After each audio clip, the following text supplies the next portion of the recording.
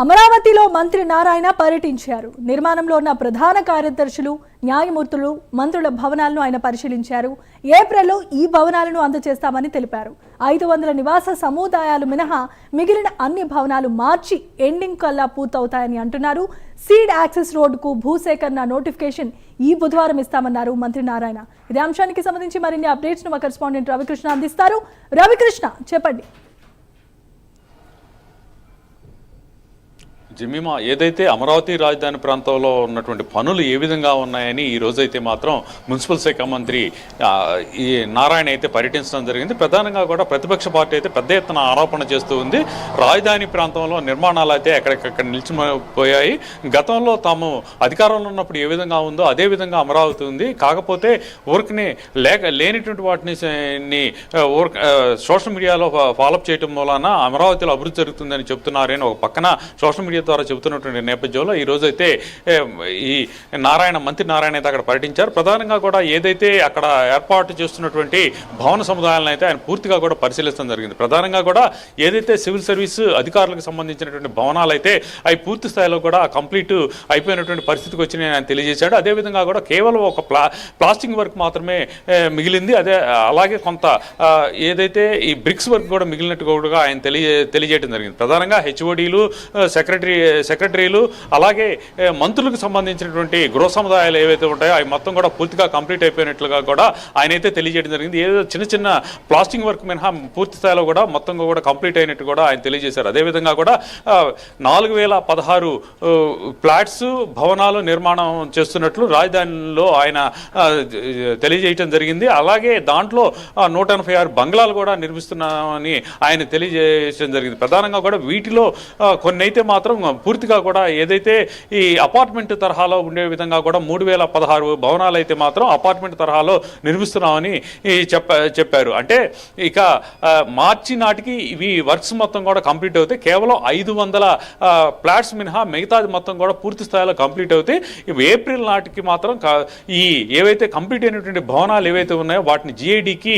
ఈ general administration department ఏదైతే ఉందో ఆ అడ్మినిస్ట్రేషన్ డిపార్ట్మెంట్కి అందజేస్తాం, వాళ్ళు ఎవరెవరు కేటాయించాలో కేటాయిస్తారు అని చెప్పడం జరిగింది. ప్రధానంగా కూడా సీడ్ యాక్సెస్ రోడ్డుకి సంబంధించి సీడ్ యాక్సెస్ రోడ్డుకి నిర్మాణాలు చాలా వేగవంతంగా జరుగుతున్నాయి. కేవలం మంగళగిరికి సంబంధించి మంగళగిరి ప్రాంతంలో ఒక కొన్ని 200 మీటర్లు మాత్రమే అక్కడైతే మాత్రం అక్కడ రోడ్డు నిర్మాణం జరగవలసినటువంటి పరిస్థితి ఉంది. దానికి సంబంధించి అడిగినటువంటి సందర్భంలో ఆయన చెప్పింది ఏంటంటే అక్కడైతే మాత్రం స్టీల్ బ్రిడ్జ్ నిర్మాణం కొనసాగిస్తే మాత్రం ఇక విజయవాడని టచ్ చేయకుండా అమరావతి మీదుగా కూడా మంగళగిరిలోకి హైవేలోకి వెళ్ళేటువంటి అవకాశం ఉంటుంది. కానీ అక్కడ స్టీల్ బ్రిడ్జి నిర్మించడానికి ఒక 4.5 ఎకరాలకు సంబంధించి అక్కడ ఉన్నటువంటి యజమానులు ఎవరైతే ఉన్నారో వాళ్ళైతే కొంత డిస్ప్యూట్ క్రియేట్ చేస్తున్నారు అని తెలియజేశారు. అదే దానికి సంబంధించి 2 ఎకరాలు ఇవ్వడానికైతే ఒక రైతు వచ్చాడని, మిగతా 2.5 ఎకరాలకు సంబంధించిన రైతు మాత్రం ఆయనైతే మాత్రం ఇవ్వనటువంటి నేపథ్యంలో బుధవారం నాడైతే మాత్రం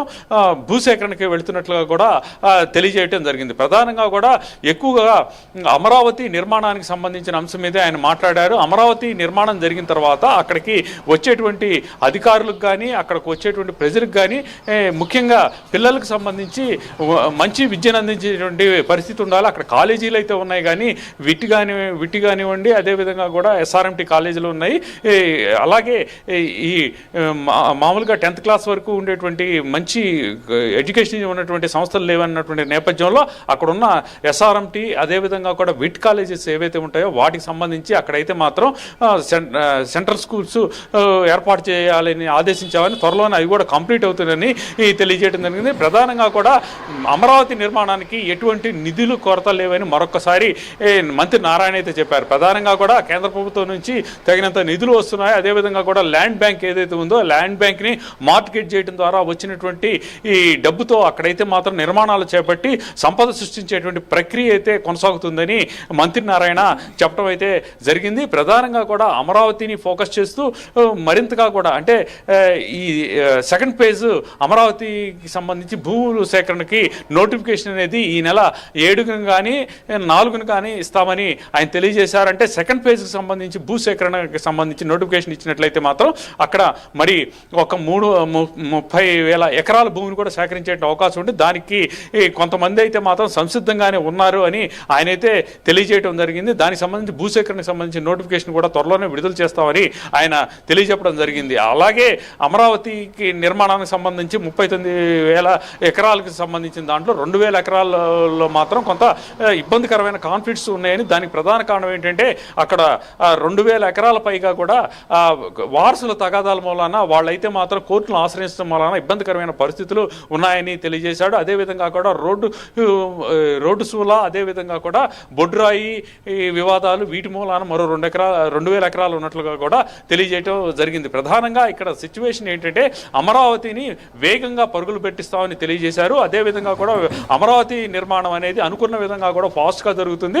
తాము గతంలోనే చెప్పాము, ఏప్రిల్ నాటికి మాత్రం ఈ సాధారణ పరిపాలనకు సంబంధించిన భవనాలు కానీ ఐకానిక్ టవర్లు మినహా 5 ఐకానిక్ టవర్లు మినహా మిగతా భవనాల నిర్మాణాలు జరుగుతాయి. అదేవిధంగా కూడా ఆల్ డిపార్ట్మెంట్కి సంబంధించినటువంటి గృహ సముదాయాలు, ఆఫీసులు కూడా ఏర్పాటు చేయడం జరిగేటువంటి పరిస్థితి అయితే ప్రస్తుతం కనపడుతుంది. ఏది ఏమైనప్పటికీ కూడా అమరావతికి సంబంధించి మరింత వేగంగా కూడా పనులు జరుగుతున్నాయి. అదేవిధంగా కూడా తాము ఏదైతే హామీ ఇచ్చారో వచ్చే 3 సంవత్సరాల్లో మాత్రం అమరావతికి కొత్త రూపులు తీసుకురావడంతో పాటు ఒక మంచి నగరంగా కూడా తీర్చిదిద్దాం. అదేవిధంగా కూడా అక్కడైతే మాత్రం నిర్మాణాలు అయితే మాత్రం ఎప్పటికప్పుడు అప్డేట్ కూడా జరుగుతామంటే ఇచ్చిన టైంలోనే పూర్తి స్థాయిలో కంప్లీట్ చేస్తూ ఉంటామని నారాయణ అయితే చెప్పిన పొజిషన్ అయితే కనపడింది. ఎస్ రవికృష్ణ, ఇప్పుడు ఉన్న పరిస్థితిలో మనం చూసుకున్నట్లయితే అమరావతి రాజధాని నిర్మాణ పనులు ఊపందుకుంటున్నాయి. మరోవైపు క్వాంటమ్ వ్యాలీ హబ్ని కూడా ఏర్పాటు చేస్తామని చెప్పంటున్నారు. మరోవైపు చూసుకున్నట్లయితే ప్రతిపక్ష పార్టీలు అప్పులు చేసి కడుతున్నారు అని చెప్పంటున్నారు. ఇంకొకటి వాతావరణం అనుకూలించకపోవటం వల్ల, ముఖ్యంగా వర్షాకాలంలో అక్కడ నీరు ఎక్కువగా చేరిపోవటం వల్ల దీనికి కూడా ఎక్కువ వ్యయం ఖర్చు అవుతుంది. మన ఆంధ్రప్రదేశ్ని అప్పుల రాష్ట్రంగా మార్చే ప్రయత్నం చేస్తున్నారు అమరావతి రాజధాని నిర్మాణ పేరుతో అని చెప్పి విమర్శలు గుప్పిస్తూ ఉన్నారు. వీరికి ఎటువంటి సమాధానం చెప్పే విధంగా సర్కార్ కూటమి రాజధాని ఏర్పాట్లను పూర్తి చేస్తుందని చెప్పుకోవచ్చు. అంటే ప్రధానంగా కూడా అమరావతి నిర్మాణం జరిగేటువంటి ప్రాంతం అయితే మాత్రం ఈ కృష్ణానది పరివాహక ప్రాంతం కాబట్టి అక్కడ లూజ్ సాయిల్ ఉంటుందన్నమాట వాస్తవం. ఎందుకంటే అత్యంత సారవంతమైనటువంటి భూమి, ఆ సారవంతమైన భూమి కాబట్టి అక్కడ నిర్మాణాలు చేయాలంటే మాత్రం మరింతగా కూడా ఈ ఏదైతే దీనికి సంబంధించి చేయాల్సినటువంటి పరిస్థితులు అయితే ఉంటాయి. ప్రధానంగా కూడా అమరావతికి సంబంధించి అక్కడ ఎత్తుకి అనుకూలంగా ఉండే విధంగా కూడా, స్ట్రాంగ్గా ఉండే విధంగా కూడా పునాదులు అనేవి చాలా స్ట్రాంగ్గా ఎలిఫెంట్ స్ట్రాంగ్ పునాదులు అయితే నిర్మించాల్సినటువంటి అవసరం ఉన్న మాత్రం వాస్తవమే. కానీ ఇదే విధంగా కూడా పీఠభూమి ప్రాంతంలో, కొండ ప్రాంతంలో కనుక ఒక రాజధాని నిర్మించాలంటే అక్కడ ఉన్నటువంటి కొండలను తొలవాలంటే భూమిలో ఉన్నటువంటి కొండలను బ్లాస్ట్ చేయాల్సినటువంటి పరిస్థితి ఉంటుంది.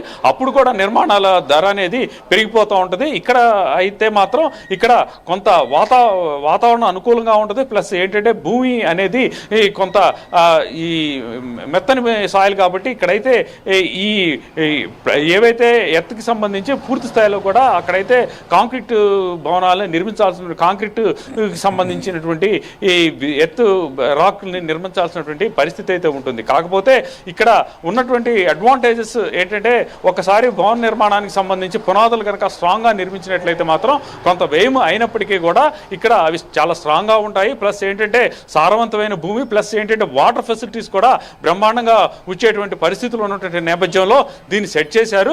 దీనికి అనుగుణంగానే ఇక్కడైతే పనులు జరుగుతూ ఉన్నాయి. కాకపోతే ప్రతిపక్ష పార్టీ మాత్రం తీవ్రంగా ఆరోపణలు చేయడం ఏంటంటే అమరావతి ప్రాంతం అనేది ముంపునికి గురైన ప్రాంతం అంటున్నారు. గతంలో ఎప్పుడు నుంచి కూడా ముంపునికి గురి కాలేదు, గురవుతే అని కేవలం ఈ ప్రతిపక్షాలే చెబుతున్నటువంటి నేపథ్యం. ఏది ఏమైనప్పటికీ కూడా అమరావతికి సంబంధించి అమరావతిలో మాత్రం నిర్మాణాలు అయితే మాత్రం మరింత వేగంగా జరుగుతున్నాయి. అమరావతి నిర్మాణాలకు సంబంధించి ఖర్చుకు సంబంధించిన అంశాల్లో మాత్రం పెద్దగా కూడా అధికంగా ఉండేటువంటి పరిస్థితి అయితే ఉండదు. Right, thanks for the updates Ravikrishna.